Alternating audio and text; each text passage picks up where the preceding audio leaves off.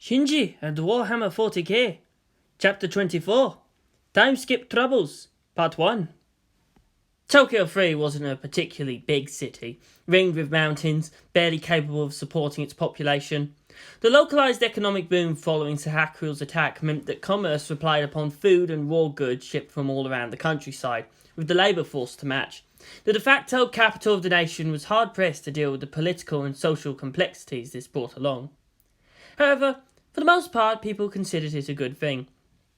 Old man Yamada at the corner store was ambivalent about it.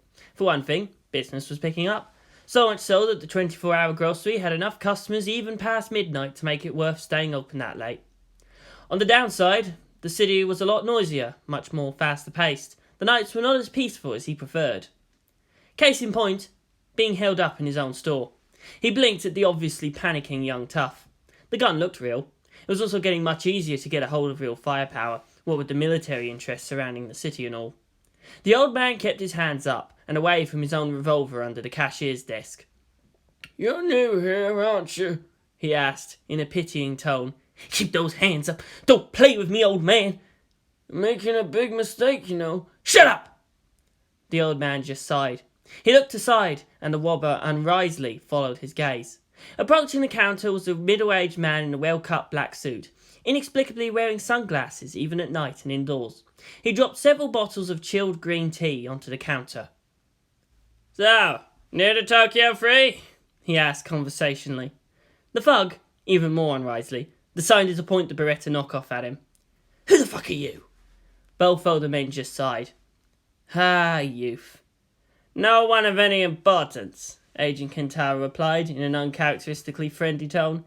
"Now why don't you just put that gun down before you hurt yourself?" Which unfortunately could only be taken as an insult. The two old men noticed the somewhat unfocused gaze of their assailant. Was he drunk? Or under other influence? The city was getting too big, too profitable, too many interests. "Hey, look, this is all I can find. There's no more of the cheap stuff we normally buy. What's up with these prices? It's just crab, man. Crab. It's not like it's some kind of rare delicacy or something." Agent Jiro went out from behind the shelves, showing a tin of imitation crab meat as like a bludgeon. Then he recognized the impasse. "Oh." "Don't mind him. He's new," said the storekeeper. "Right."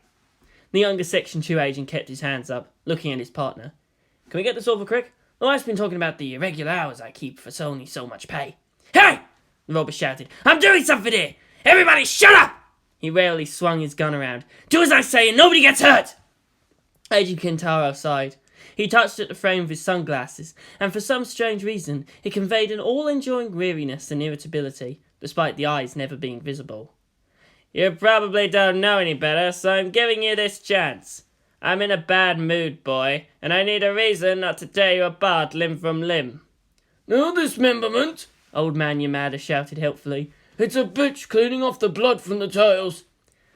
"Listen to the man, friend," Agent Jiro added, nodding. "He's a real reason to be pissed. You don't want to get on his bad side." The petty crook's hands were starting to shake. True, while he was already getting on with the years, with his face starting to wrinkle, Agent Kentaro's suit couldn't hide his compact but powerful frame. Nevertheless, the robber summoned his courage, as he had the overwhelming might of a gun. "So what? Think I won't shoot? Don't mess with me, you bastards. Can you move faster than a bullet? Ha!" "I feel obliged to warn you," Agent Jiro added, "that we're wearing body armour." That brought the robber short. He shivered slightly under the force of the old agent's impassive scrutiny. So what? I could just shoot him in the head." "Please don't kill him. The gene pool might benefit, but don't," Agent Jiro begged his partner. "You know that's not his style. He won't approve, even if he's not here anymore." The older agent unclenched his fist. "And we have to respect that. Fine. But he has 5 seconds to get out of my sight." "What are you talking about?" "Hey!" 4. "Screw you! I'm not falling for your tricks." 3. "Don't move! Stay away from me." 2. Hurrah! You... The crook slumped, his gun tumbling from his hand. Agent Jiro took his left hand off the man's shoulder and let him fall. His gloves sparked a bit. "Taser gloves. Next best thing to a nerve pinch this side of the Pacific." You need to lay off the stale pop culture, Agent Kentaro mused, while kicking slightly at the fallen criminal to check if he was truly unconscious. Hey, the fact that you actually know what I'm talking about makes you a little bit of a hypocrite. Yes, but as you point out now and then, I'm getting old. I know the classics, he added with a slight grin. That makes you lame instead of just uncool. Agent Jiro muttered some more as he gathered up the purchases. Something about old age turning nerds into just aficionados. Unfair. Don't get no damn respect. The shopkeeper rang up the merchandise but refused to accept the money. Agent Kentaro insisted, otherwise it would set a bad precedent. They could just divert some morons into the store if they ever wanted to get out of paying for anything. Yes, it was unlikely, he admitted, but ultimately possible, so it was the principle of the thing. The sleeping hooligan was left for Tokyo 3's police force, one that was still only barely equipped for the previous size of their metropolis. Once outside, and holding the bag, a thought popped into Agent Jiro's head. It occurs to me, if you were really vindicative, you could just give his name to Sister. She could use some more interrogation practice. He took a deep breath of the mountain air and looked up at the silhouette of buildings. Tokyo 3 was ever their city, and now no harm will come to it. It would be there when should its chosen son feel it was time to return. Masato Katsuragi had a stature, or as Ritsuko had said, the bust, that made people continually underestimate her intelligence. She was once, for a few months, Asuka's guardian in Germany. As such, she could understand every single one of the curses the girl was shouting. She was being irritated too, but more of how Asuka might be using up some universal reserve of aimless anger. She wanted to blow up and just stomp around too, but she had to maintain her calm. It sucked being the adult in the situation. That's enough! She shouted, slamming down her can of beer on the dinner table. I don't know where he is. As far as the UN is concerned, NERV and its people have a flat edict to just stay away. But the bastard's just gonna get away with it if Baka Shinji doesn't press charges. What's wrong with him? The bastard is not going to get away with it. You have no idea how many people he's already pissed off before this. The only reason he's not a smear on the ground right now is that beating on the helpless makes us as bad as he is. Well, this you should know. Where is he? He's in a cell block all by himself, and I had it welded shut just to make sure.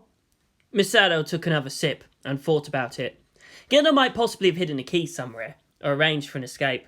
A truly unopenable cell door, however, helps more against the temptation of those who had those keys. One of whom was she. Right now he's suspended from any and all authority from NERV until a UN panel decides otherwise. What's going to happen then? We don't know exactly. It's still iffy if what he did constitutes an abuse of power, just straightforward child abuse, or if we really need to put a moral requirement to the leadership of NERV. Asuka nodded. Okay, I can understand that. It's not our place to decide. We're too emotionally involved. What I don't get, however, and she pointed accusingly, is why is she here? Seated formally nearby, Ray nodded. I mean, seriously, it's barely an hour gone and she's all set to move in. What's up with that? Well, for security reasons it was decided to combine the residences of the two remaining pilots, Misato said with grim satisfaction. She knew she was an unsuitable person as a wife or mother, but as a soldier, a protector, someone who would lay down her own life in defence of another, to kill in the name of her charge, that she understood extremely well.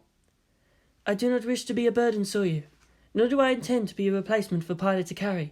Surely you do not think I am capable of it? Asuka winced.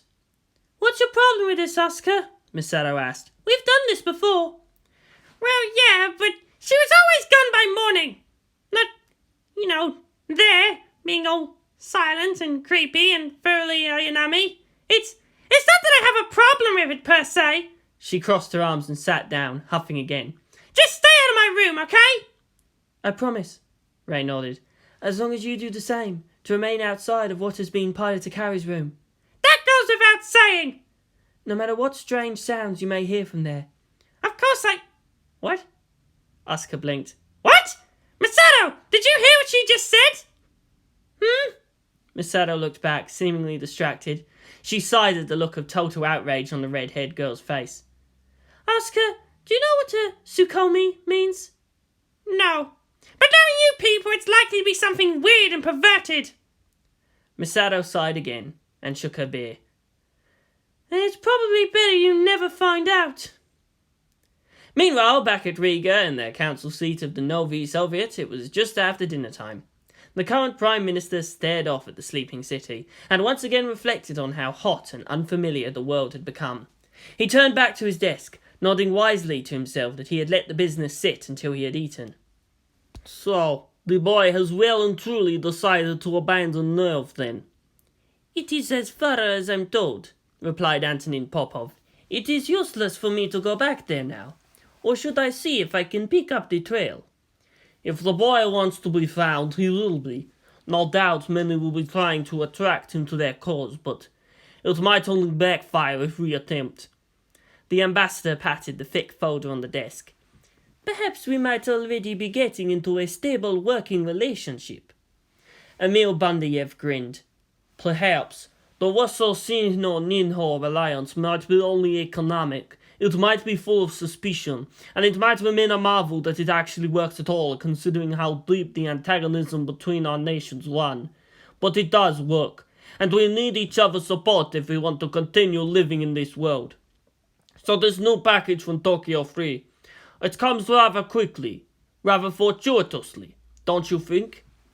It has been prepared by Inhisdo, not Shinji Ikari. He pushed the folder forward and opened it up.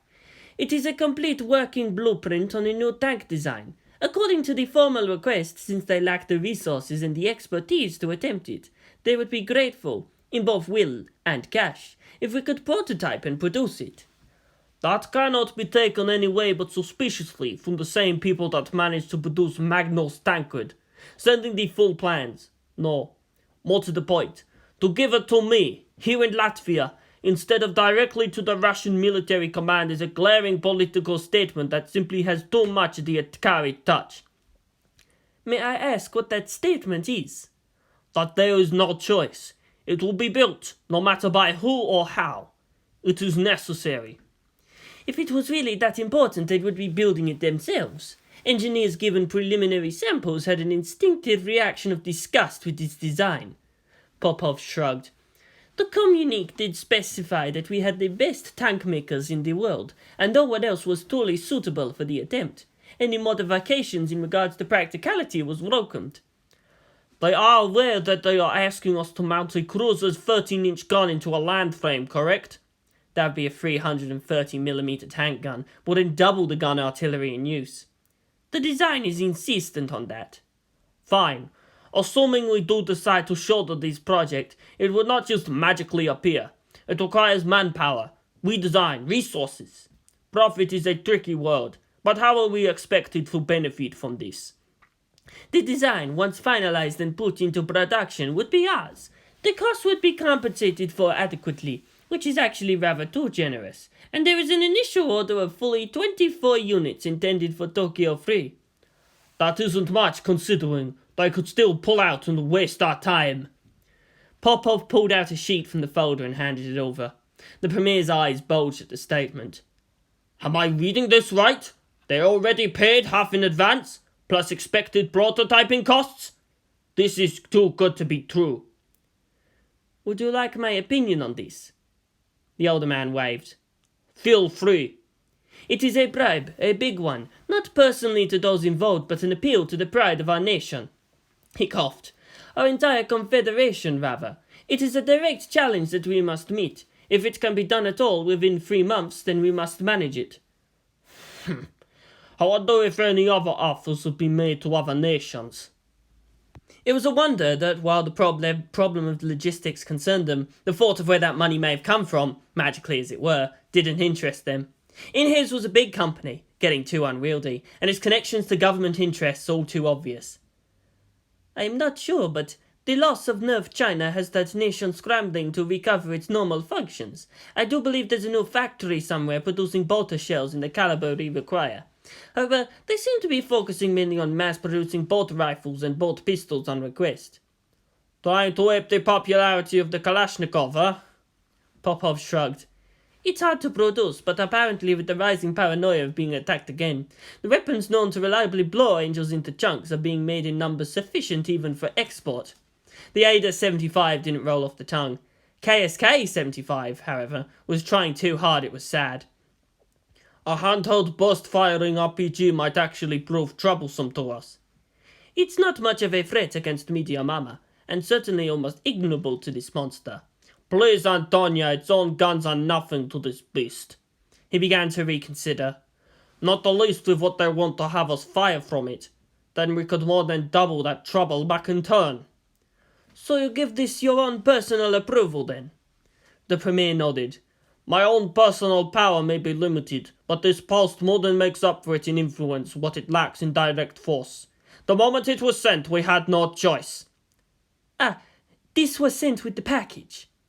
Hesitantly, the ambassador took out a black ball from his pocket and gave it over. Emil Bundiev, aged and experienced statesman, frowned. Now he's just being sarcastic. He shook the magic 8-ball. All signs point to yes. It was well past midnight when he left, and in the same innocuous manner he entered the city. He'd be leaving what had become familiar and safe, and once again be just one more small mortal sample in the sea of humanity. And just as before, he felt them approach to chase the fear away. All things must end, he heard the Farseer say, and that same end in itself is the start of something new. However, if we must leave the city, then perhaps we must leave the city? This is still technically within Tokyo Free boundary. In his Trident base had turned into a sprawling industrial attachment to Tokyo Free. It also held the sundry secondary businesses seen as undesirable, or rather too much fun, by the general populace. Still, crime of all sorts in Tokyo Free was practically nil for some dark and undefined reasons. Criminals were a cowardly and superstitious lot. He went in through one of the side gates, inside one of the nondescript black cars of Nerve Section 2. The driver and his partner were unfamiliar, but showed professional disinterest. I'm still being watched by, well, pretty much near everybody. I'll shake them off in an international airport sometime. In the meantime, I need to give myself an excuse for my disappearance. That girl, Kirishima, she is not here. No, she's still confined to her room. It would be easy to spirit her away, and in this city there are many dark and private places. Give yourself one certainty before hurling yourself into the unknown. No. So instead you decide to visit an unmarried, middle-aged man? It would be too easy to misunderstand this situation. A pause. Although, I am not averse to a little Stop. There are places I don't want my subconscious to go. She was a facet of his imagination, after all. He no longer even tried to figure out how it all worked. But she was female. Any of her preferences disturbed him greatly. Fortunately, she seemed to have grasped the mechanical aspects, and for the most part shifted her desires to suit. It was really hard to affirm that he didn't want a harem when there was one small part of him shouting loudly for it to be so. On the other hand, all the practice in denying that also made it easier to block out the other voices clamouring for, respectively, righteous smiting, worshippers, or loads of Daka. All of which, while emotionally satisfying, he actually had little practical use for. As far as he was concerned, only 6 days had passed, not the month or so that the rest of the world knew. He had nothing, no plan, no reliable source of intel.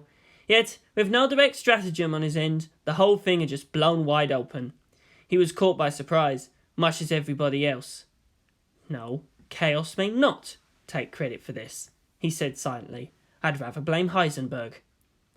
He sighed, showing a digested version of the truth, upgrading the Angel threat, taking control of assets, handling Gendo. That was just politics. There was nothing he could do about that. There was only one thing he was really good at. His weird intellect, his weak abilities. Not for ruling. He clenched his fist and summoned his resolve. He was only useful in killing. His cane tapped at the pavement as he exited. He winced. Had it really been barely 7 months? He'd lived 15 years before, but as he stood there at midnight, he struggled with trying to define if he still really existed without the Evangelion. Yang Wen-Li was the UN observer to the JSSDF, roughly equivalent to Kaji Ryuji. The actual Chinese ambassador was feeling one hell of an inferiority complex, never once succeeding at striking up a conversation with Shinji Ikari. He was a slob. He was lazy. And yet what frightened many was that they could see that they were so similar, he and Shinji Ikari. What can I do for you, Mr. Akari? Nothing, really. I felt like I needed to apologize somehow. I see. Yang soaked the tea bags into 2 cups of hot water. He'd normally make some attempt at not being quite so cheap and lazy, hence the expensive cappuccino machine in the office, whenever distinguished guests arrived. It was a peculiar honour, since he knew that finally he was talking to someone who understood the difference between being a good host and being kind. But free will does exist, you know. We made our own choices. Shinji beamed. It's useless to play chess against you, isn't it, Admiral? It's a game. I lose a lot at it. He'd always been hideously bad at all games that involved strategy. Except, for some strange reason, Monopoly, which was hard enough to find in the post-impact PRC, much less willing players. And I'm not an admiral anymore. I've seen your service record, sir. Half the time you're actually playing at being a general, and the other half fervently denying you're a politician. And normally that would have been an insult. The tone the boy used, however, implied, "You poor sod, I hope to hell I don't become you." Yang laughed. Do you think yourself more clever than most people? Shinji groaned. Sir, I'm about to do something so tremendously stupid, it just might raise the collective IQ of our species if I fail. No, I don't think I'm clever. He shuddered. That's why there's a difference between intelligence and wisdom, Yang replied. The boy was frightened. That was completely understandable. The boy was looking at him strangely. What? It was a perfectly valid intellectual pastime. Much easier, at least, to get his generals gathered into an adventuring party than as fantasy moguls. Sometimes, he had to explain, such a party was necessary rather than organising the locals into action against the oppressor. Because the oppressor happened to be a dragon in human form, with all the fire-breathing and big teeth and resistance to iron, arrows, magic and all other forms of damage, that implied. Sometimes, he explained, one needed to escape into a place where it was all just simply about the recognisably good against inescapably evil. He pitied the boy, who was going to be thrust into the world where absolutely nothing was that simple. Yang leaned back. The boy's face was a horrid mess. It'd be too easy to pity and underestimate Shinji Ikari, which he thought may have well been the whole point. You're really leaving? Yes, sir.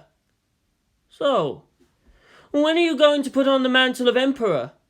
The injured teenager choked on his tea. He coughed and spat aside, then looked up with an expression of sheer horror.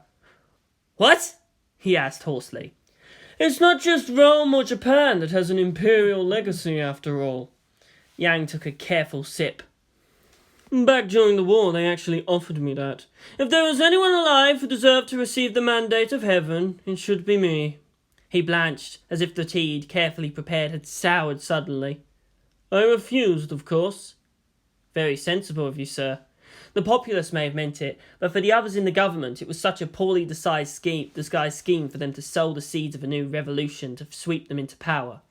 Funny, the whole citizen of the world status makes you legally a Chinese citizen too. And also with all that implied. All the privileges with hardly the obligations.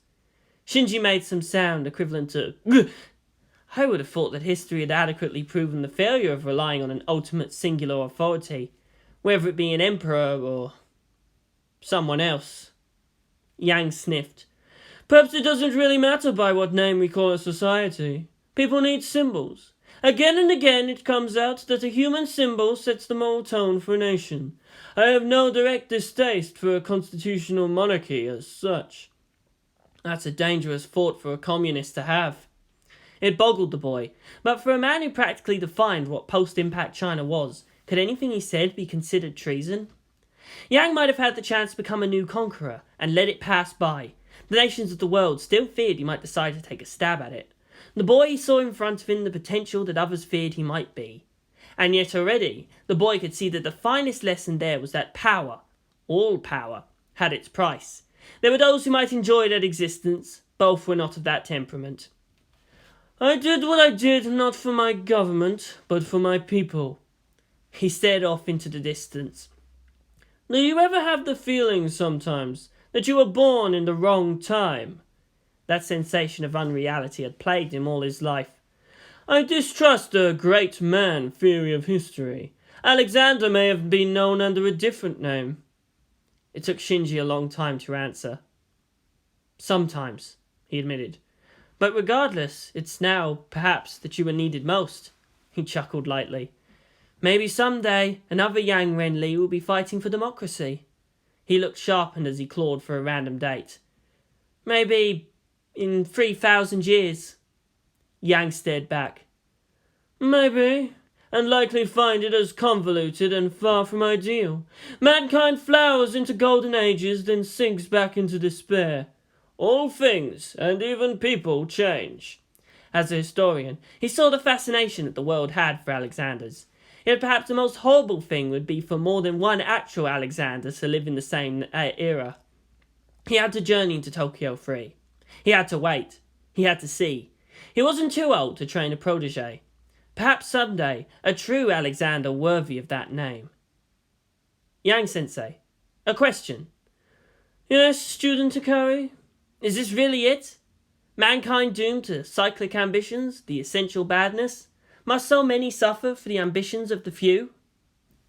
Simply speaking, there are three basic forms of government. Monarchy, aristocracy, and democracy, with their debased forms, tyranny, oligarchy, and mobocracy. He sighed heavily. It might still work, you know. The problem is that every system ever devised by man always ends up with a few ruling over the many. Even mobs can be driven by demagogues. He groaned. Yes, Mr. Akari, always, even in revolutions, the power tends to concentrate upon the few, or the one. That is a sad reality, that people tend to just, in the end, want to be left well enough alone to live their lives, and so have ranges of tolerance. The ideal so far is to have every person accountable for their actions. Power must have its price, Mr. Akari. The mandate of heaven can be withdrawn from a monarch if it shows that he fails to rule his people well. I've read it's the first in tradition. However, past the lens of nostalgia, Shinji Ikari had seen that the life of the ruled, all over the world, lingered between horrible to tolerable. At the same time, that few overall much really cared in the end about the doings of princes, chairmen, pharaohs, generals, and priests. It was all the folly of Ozymandias. It was the fate of history to be dead. It's strange being here, Japan. Even Second Impact couldn't really erase the hundreds of years of mutual antagonism, even when our people are so dependent upon each other. He sighed. Mr. Akari, you must understand, what the Japanese call ancient would at best be only half of what China had already seen.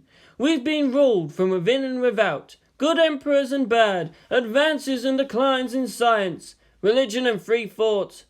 Wars, oh so many wars, and in the end, I think my China needs a new symbol.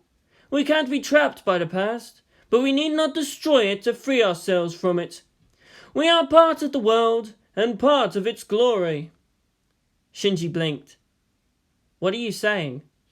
Yang put his hands together under his chin and grinned. What about it, Mr. Ikari? The largest, most vigorous army in the world at your disposal.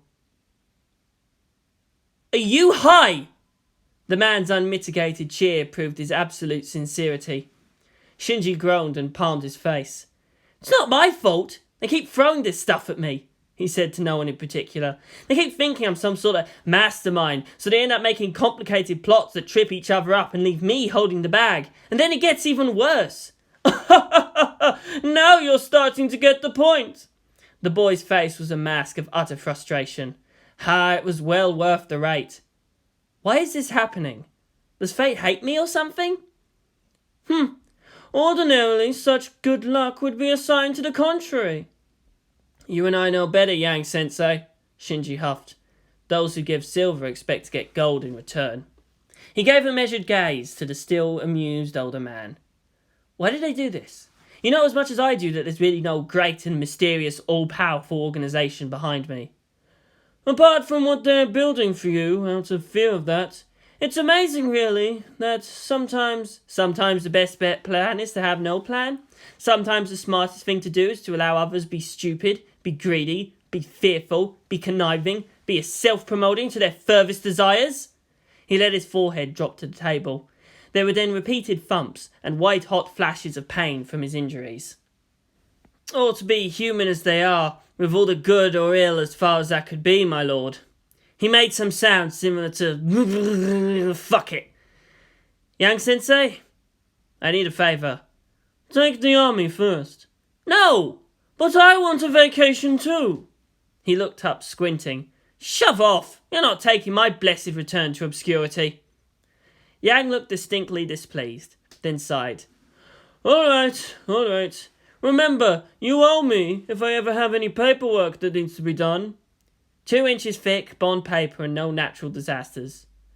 Who's been training you? Yang shouted, aggrieved. I trained myself would be accurate, but at the same time horribly wrong. Not to mention egotistical. He still didn't quite understand how things managed to work out somehow. Luck should really be only useful so far. He hadn't really done anything more impressive than just applied psychology. Someone very old and very wise and very nasty when she needs to be. Said Yang. Sounds like my aunt. It was well that the office had thick walls and a stout door, for they looked like 2 snarling animals about to tear into each other, rather than the demons of strategy they were supposed to be. Their breaking laughter afterwards was likewise held in. 2 days later, he was at the Tibetan border, speaking very fast to convince the local commander he needed no escorting, thank you very much. He thanked them for all their help so far, but no matter how polite his men were, being around so many males for so long had made the lady with him very uncomfortable, to the point she was starting to break out into hiccups. He'd report very favourably of their dedication to Yang. Shinji in the end had no choice but to at least accept part of the army. Just for a taste, he was told. Damn it, Yang. If you turn Tokyo free into it like this for me, all the damn time, I'll never forgive you. And thus began Shinji Ikari's real journey.